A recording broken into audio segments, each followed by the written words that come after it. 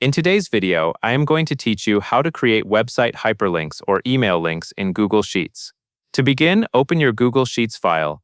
This can be any spreadsheet you are working on, like a template or a tracker. The exact sheet does not matter, as long as you are in a spreadsheet where you can edit a cell. Once your sheet is open, click into the cell where you want your link to appear.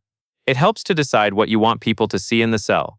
For example, instead of pasting a long website address, you might want the cell to show a clean label, like company website or send email.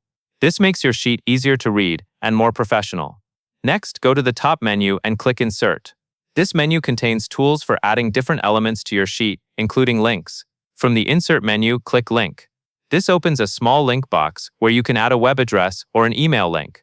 Now focus on the text you want to turn into the clickable link. Click and drag to highlight the text in the cell, or highlight the text shown in the link box, depending on what you see on your screen.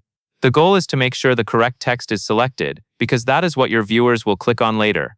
If you need to, you can highlight again to adjust the selection so it is exactly what you want, especially if you accidentally selected too much or too little.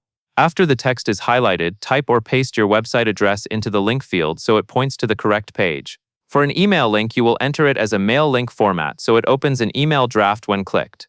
Take a moment to double-check for extra spaces or missing characters, since even a small typo can break the link. When you finish, apply the link in the dialog so it saves to the cell. You should now see the text displayed as a clickable link in your spreadsheet. That covers everything you need to know.